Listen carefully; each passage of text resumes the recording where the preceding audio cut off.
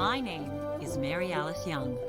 When you read this morning's paper, you may come across an article about the unusual day I had last week. Normally, there's never anything newsworthy about my life, but that all changed last Thursday. Of course, everything seemed quite normal at first. Waffles? I made breakfast for my family. I performed my chores. I completed my projects.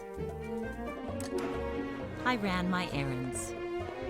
In truth, I spent the day as I spent every other day, quietly polishing the routine of my life until it gleamed with perfection. That's why it was so astonishing when I decided to go to my hallway closet and retrieve a revolver that had never been used.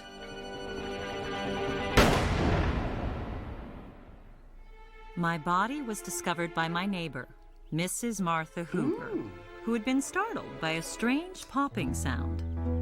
Her curiosity aroused, Mrs. Hooper tried to think of a reason for dropping in on me unannounced. After some initial hesitation, she decided to return the blender she had borrowed from me 6 months before.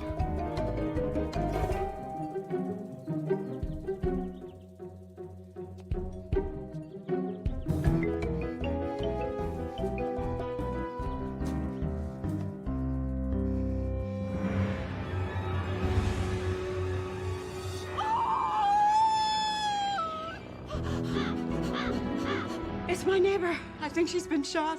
There's blood everywhere. Yes, you've got to send an ambulance. You've got to send one right now.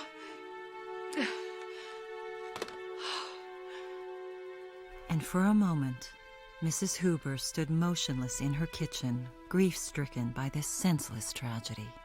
But only for a moment. If there was one thing Mrs. Hooper was known for, it was her ability to look on the bright side.